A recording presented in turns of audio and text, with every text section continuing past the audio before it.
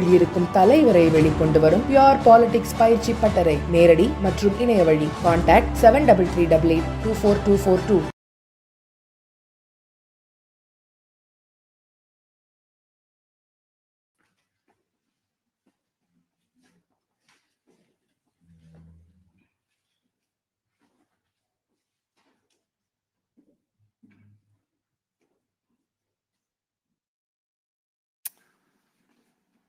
Ladies and gentlemen, good morning, and you're so welcome for the announcement of this year's Nobel Prize in Physiology or Medicine. My name is Thomas Perlman, and I'm the Secretary General of the Nobel Assembly. I will first read the announcement in Swedish, followed by English. We will then, as usual, present some background to the prize and open up for questions. Nobelförsamlingen vid Karolinska institutet har idag beslutat att Nobelpriset i fysiologi eller medicin år 2025 skall delas lika mellan Mary Brunkow, Fred Ramsdell och Shimon Sakaguchi för deras upptäckter rörande perifer immuntolerans. The Nobel Assembly at Karolinska Institutet has today decided to award the 2025 Nobel Prize in Physiology or Medicine jointly to Mary Brunkow, Fred Ramsdell, and Shimon Sakaguchi for their discoveries concerning peripheral immune tolerance. Here are the three laureates. Mary Brunkow was born in 1961 and received a PhD from Princeton University in the United States. The work for which she is awarded was performed at a biotech company, Celltech Cyroscience in Bothell, Washington. She is currently a senior program manager at the Institute for Systems Biology in Seattle. Fred Ramsdell was born in 1960 and received a PhD in 1987 at the University of California in Los Angeles. The work for which he is awarded was performed at the same biotech company, Celltech Cyroscience. He's currently a scientific advisor at the company he himself founded, Sonoma Biotherapeutics in San Francisco and in Seattle. Shimon Sakaguchi was born in 1951, earned an MD in 1976 and a PhD degree in 1983 from Kyoto University in Japan. The work for which he is awarded was initiated at Aichi Cancer Center Research Institute in Nagoya. He's currently a distinguished professor at the Immunology Frontier Research Center at Osaka University. I now turn to Professor Marie Waren-Herlenius, member of the Nobel Committee, who will now describe this year's Nobel Prize discoveries. Please, Marie.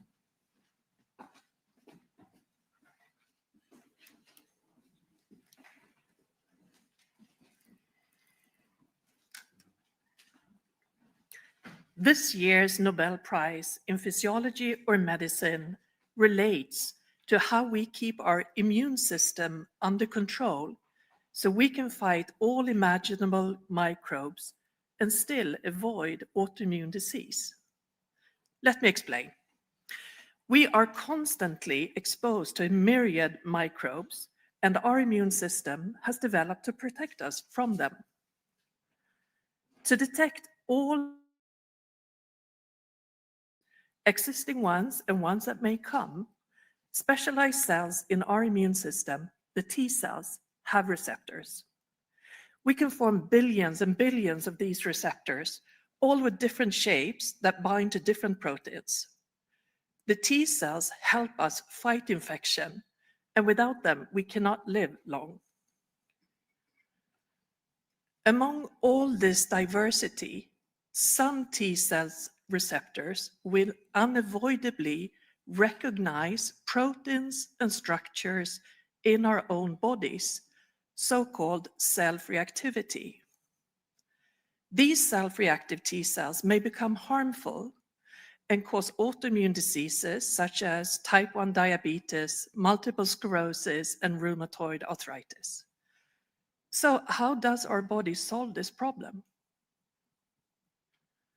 From early life, our T cells are generated in the bone marrow and then travel to the thymus, where they go through a test.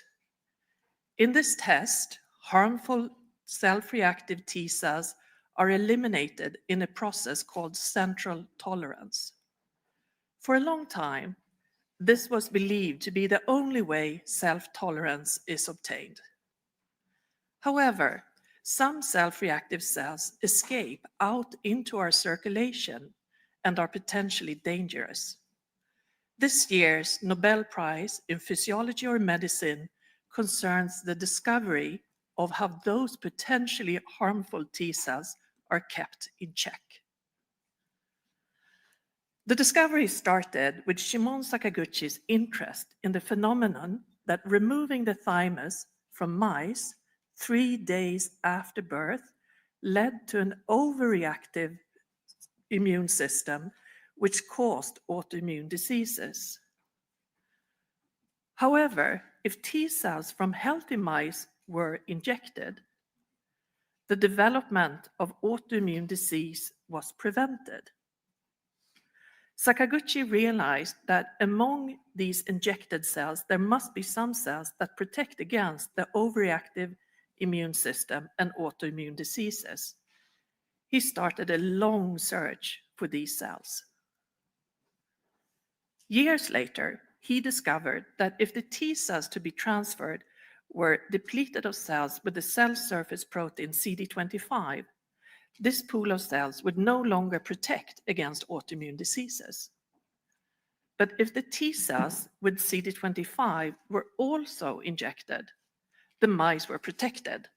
Sakaguchi called these CD25 positive cells regulatory T cells. Many researchers were, however, skeptical about the existence of regulatory T cells. The critical missing piece would come from Mary Brunkow and Fred Ramsdell. They studied a mouse strain called scurfy because of its scaly skin. The scaly skin was part of the severe autoimmune disease the mice developed. Brunkow and Ramsdell wanted to find the mutation causing the disease. Other researchers had shown that the scurfy mutation was somewhere in the middle of the X chromosome. Today, it's possible to map a mouse genome, the whole genome, in a few days, but at the time, it was an incredible challenge and like looking for a needle in a haystack.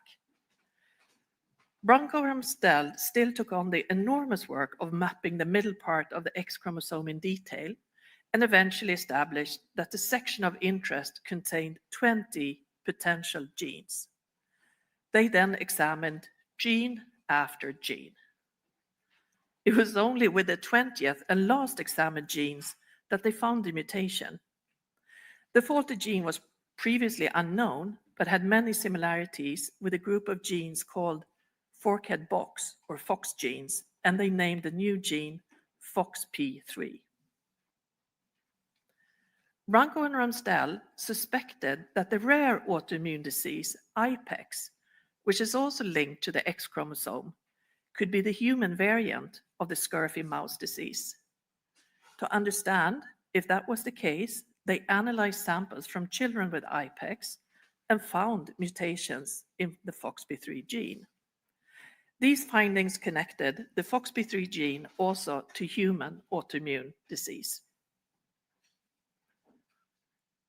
These two key discoveries, Sakaguchi's identification of cells that regulate immune responses, and Brunkow's and Ramsdell's identification of the FOXP3 gene as important for keeping the immune system in control.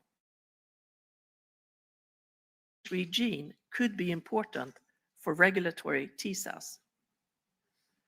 Shimon Sakaguchi was first to show that FOXP3 is actually essential for the development of the regulatory T cells, so-called Tregs, and therefore critical in peripheral immune tolerance.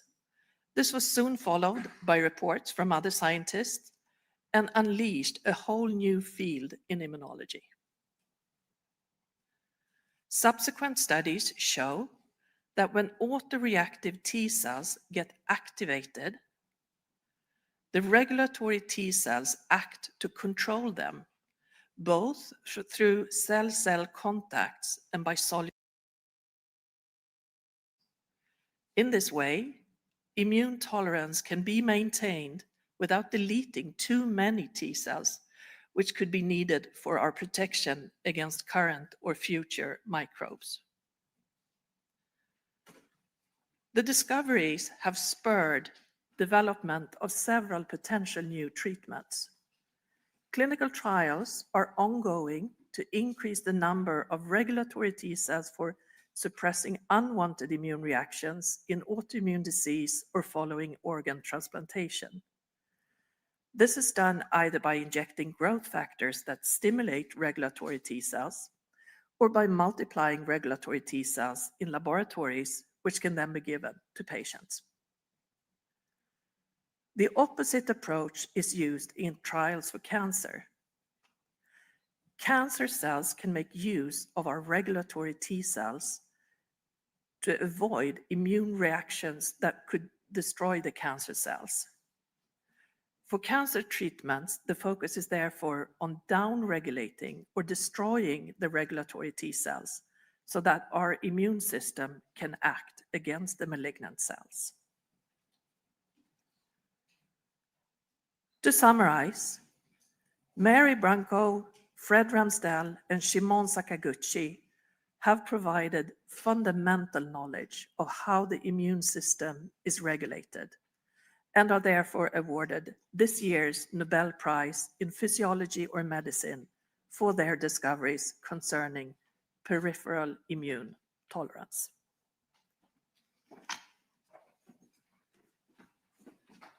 Thank you, Marie. So with that, I would like to open up for questions. So please raise your hand and maybe say your name. Any question? Here we have one question. Have you managed to reach one of the laureates today? Yeah, you said it exactly right. I was able to reach one of the laureates, and that was Shimon Sakaguchi, who I reached. I got hold of him at his lab, and he sounded incredibly grateful and expressed that it was a fantastic honor, and he was quite taken by the news. Fortunately, I had a lot of information to give him, so that worked out okay. Unfortunately, I wasn't able to reach any of the other two. They are probably, we have their phone numbers, but they're probably on silent mode, and I asked them to, if they have a chance, call me back. Anyone else? Yes? Kör på. Could you please say something about concrete treatments that are based on this year's findings? Yeah, so I'll give the word to, and I forgot to introduce also, we have two additional experts here. Gunilla Karlsson-Hedestam, member of the Nobel Committee, and also Ole Kempe, chair of the Nobel Committee. And Ole, if you could take that first question.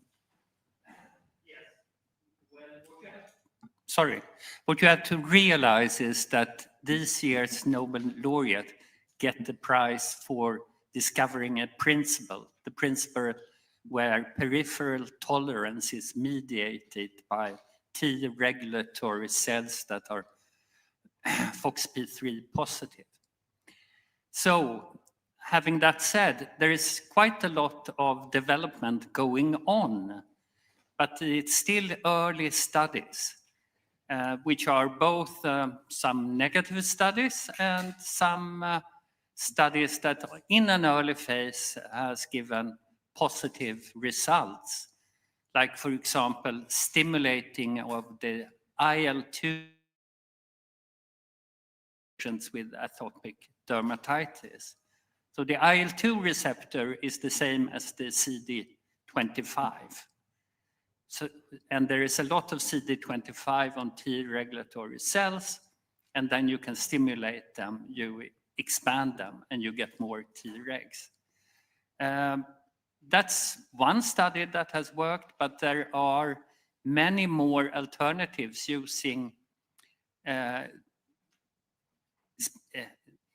genetic methods to insert specific T cell receptors. If you know what the receptor against a specific autoantigen is, you can get much more forceful T regulatory cells. Or you can use the CAR-T principle. You add genetically an antibody to the area where you want this suppression to occur. But as I said, we are in early days. Any more? Here we have one, yes.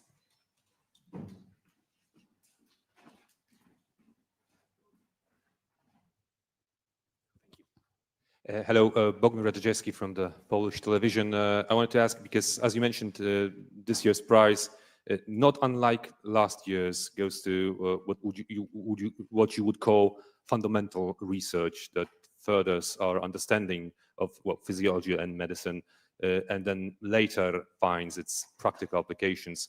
Why does the Nobel Committee decide to once again emphasize this area, this kind of research, as fundamental in science? Thank you very much. Maybe I could just briefly answer that. This is a prize in physiology or medicine.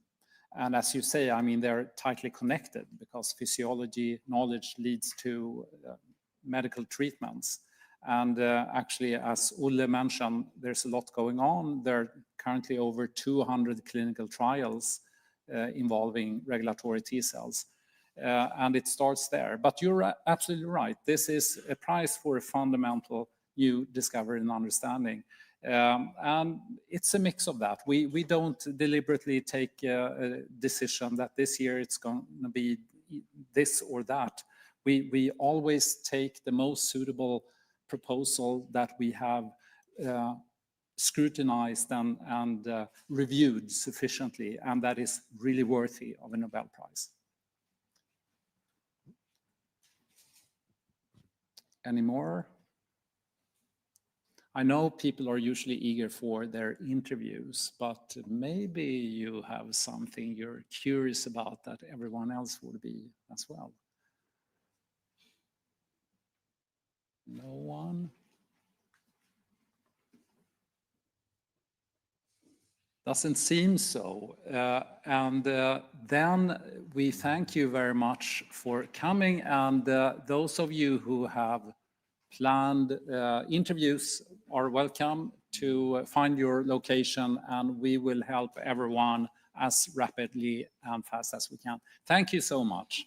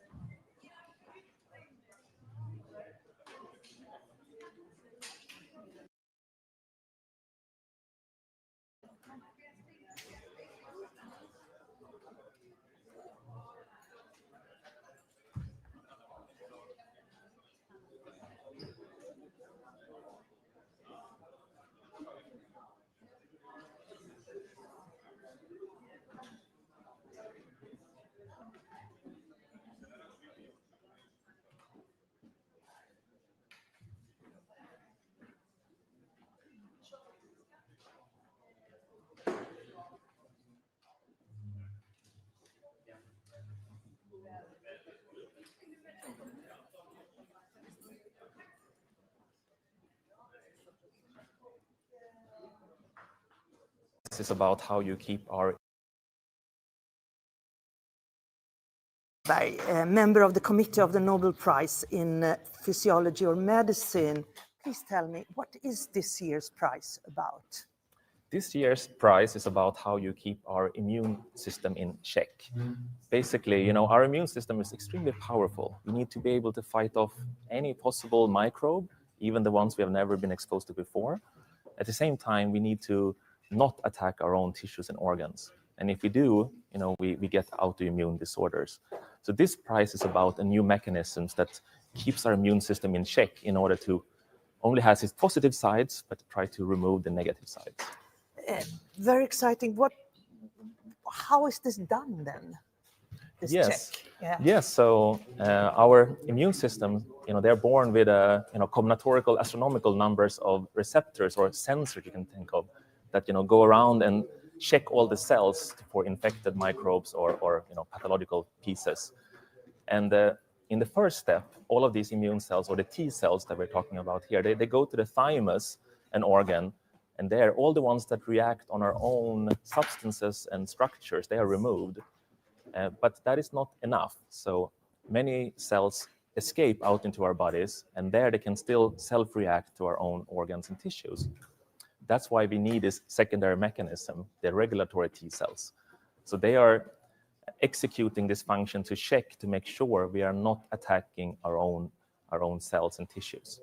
And what could happen when we are attacking our own cells and tissues? Yes, exactly. So that leads to really unfortunate diseases. Examples are type 1 diabetes, where insulin-producing cells are attacked, or in rheumatoid arthritis, and many more autoimmune diseases. And one of the clues came from an autoimmune disease called IPEX, which is much more rare. But if you have a mutation in a particular gene, you develop very acute autoimmune disorders, and you have a full spectrum of disease manifestations like chronic diarrhea or eczema on the skin and type 1 diabetes stages. So. And why is this prize so important, would you say? I mean, it opens a completely new dimension, sort of how to think about this important immune systems balance check, sort of how to keep them in check while still having this broad repertoire. And by knowing about the existence of these regulatory T cells, we also have the ability to start thinking about how can we increase their activity or decrease their activity. So, for example, in autoimmune disorders, where they're not having sufficient suppressive effect, we would like to boost their function or the numbers. And by this knowledge, we have new ideas to explore. And there's early stages, and it takes a long while to develop new therapeutics. But of course, we have a new handle on how to attack these problems. And how could this, in the future, affect our daily lives? Yeah, so I mean, hopefully these approaches will be effective in order to stimulate these T cells, the regulatory T cells, to help you suppress autoimmune disorders, or maybe make organ transplantation less problematic by dampening the immune system's ability to reject the new organ. And also in cancer, it's being explored if one can remove their suppressive ability to make it easier for immune cells to attack cancer cells. In the future. In the future, exactly. But there are over 200 clinical tests ongoing, so there's a lot of activity, but of course, it's a long road to travel. So what about the laureates, these 3 laureates? Could you tell us something about them? Yes, so I don't know them personally. I don't think I actually have ever met any of those 3. But I mean, Shimon Sakaguchi, of course, is a very large figure in the immunological sciences, and has been following this rich tradition of Japanese immunologists. Whereas I think the other 2 laureates are perhaps more surprised by being awarded this prize for their very important contributions, but they also work in another, one of them work in the biotech sector, and the other one has had a career also that is maybe not a typical academic professor career. So what kind of careers do they have that surprise? Their discoveries in, over 20 years ago in a biotech company already, and they have had different career paths from there on. But the important thing is to make a breakthrough discovery, not in the context of how you're doing it, of course. Finally, If you would tell me in 30 seconds why you are so excited about this year's prize, what would that be? I mean, it's a fundamental discovery about the principle that sort of keeps our immune system in check. Very important for not having us all develop autoimmune disorders. So that is the reason for me.